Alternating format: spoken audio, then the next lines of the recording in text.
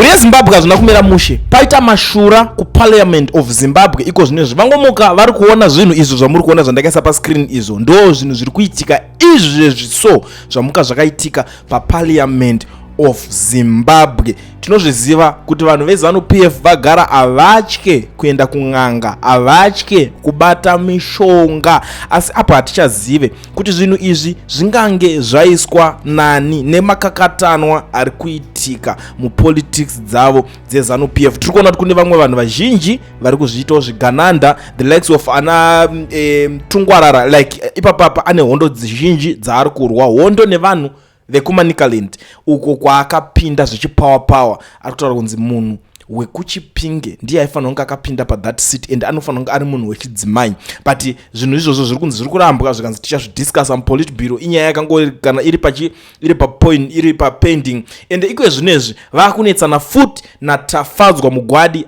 ari kuda seat raMP wekubhoera West uko, saka iye ndo paari kuda kupinda futi. Saka apa tichazive nekuti vakachinjana mathreats. Tafadzwa Mugwadi achitaura kuti I'm not a pastor, kana kuti mwana wapastor, inini I'm a politician, ndichatoya ndichikuitira zvechipoliti. Saka tichazive kuti pamwe since inyaya iri hondo yekuparliament, pamwe zvichida ndo imwe nyaya yacho yakubuda yakuitika, atizive kuti zviri kufamba sei, kana kuti vanogona kunge vasiri vanhu vese ivavo vangange vari kuita zvese izvozvo. Pamwe hondo yacho iri kuside kupresidential, nekuti vamwewo vari kubuda kuti vakuda kufirapo, vakuda kuramba varipo, vakuda kusvika 2030 varipo, vakuda kuramba vari muoffice.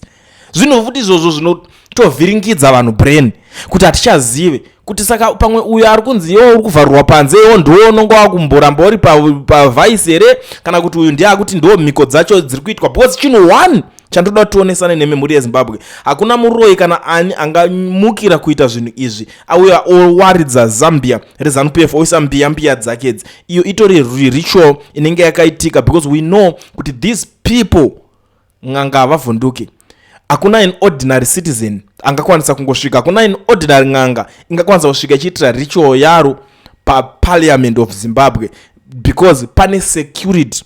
That is not a secret, because ukaona vakutombosvika ng'anga yotoita marituals ichiimbirira ichiita sei panhu pakaita seapapa, vanotadza nei kana kuti pazoitwa kana zvimwe zvinhu zvinoitika, kana kuti panzi pabiwa, vanotadza nei kuuya nezvinhu zviri ipapo nekudhura kunoita that building.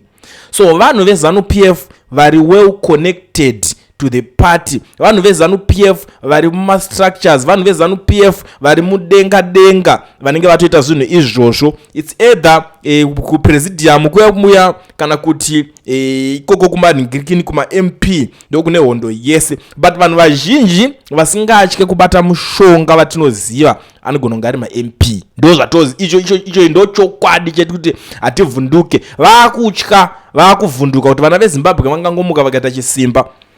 Chinhu one chandiri kususpecta nini, what I understand is izvezvi nyaya ye2030 yeconstitution amendment iri kuda kunoitirwa kuparliament, ndoko iri kuda kunoitirwa. Saka constitution amendment hazvisi kuzivikanwa kuti mupfungwa nemumwoyo mema-MP munei. Pamwe zvichida ma-MP vanogona kungomuka vakazvivharisa vakaramba kuti we don't do this, we don't want this.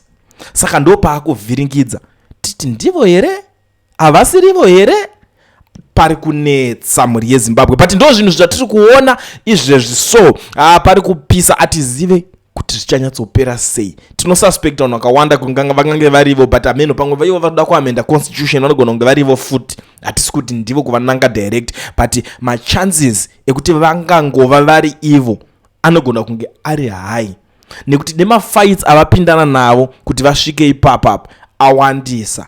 Ng'anga ndifunga kuti pane type yeng'anga yavasingazive, kana type yechechi, type yaprofeti, type yapastor wavasingazive.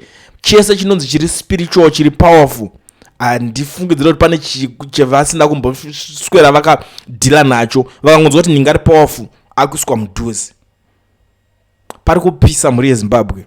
Ukaona zvinhu zvasvika pakudai so, zvinhu zvasvika pakubatirana mushonga, haisisiri nyaya diki. Zvinhu zvasvika pakuitirwa marituals miko, haisisiri nyaya diki. Tozviziva kuti mushonga inge gara ichibatwa kubva kare, asi ukaona zvasvika pazvasvika ipapapa. Chaakuvhundutsa ndechekuti hatichazivi kuti pamwe pana vanhu vakatewa kuti vachingotsika ipapa vanobva vafa here kana kuti chii, because ukaona marituals acho akutosvika pakubudikira kunze kwekupedzisira.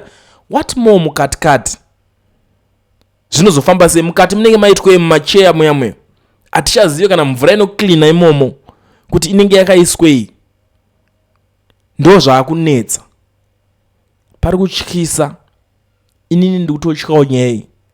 But anyways, ladies and gentlemen, regeze tingoshandisa mukana regendrwe pasi, but ndikuziva kuti kuna vanhu vakawanda vanenge vachida kukomenda. You have a lot to say, vanoda kuconnectawo kutaura nesu pachirongwa. Namba dzangu ndichasiya apo, takuda kuti tichidzosa that program yamunofarira nemoyo wese yekuti tinenge tichifonerana nevanhu vachitaura zvakasiyana siyana zvavanodawo, zvavanoona vari kumativi mana enyika ikokoko. Namba dzaCoolient magara munadzo ende idzo dzagara dzinenge dzichingoshowa pascreen. But iko zvino ndisandaenda zvangu da kushandisa mukana kuzivisa vanhu vari muSouth Africa vanodawo kuregisterwa makampani nekuvhurirwa maFNB business account vasina mawork permits kana kuti mastudy permits.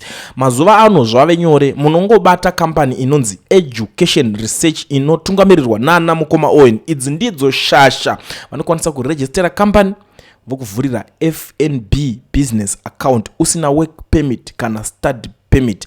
Chii chinodiwa? Chinongodiwa ipapo kutora namba idzo wotaura navo, and aunide kutravela kuenda kwavari, vanokuitira vari kwavari ikoko, iwewe uri kwauri ikoko. So contact them on the numbers that are showing on the screen. Make sure kuti une passport yako chete iri valid.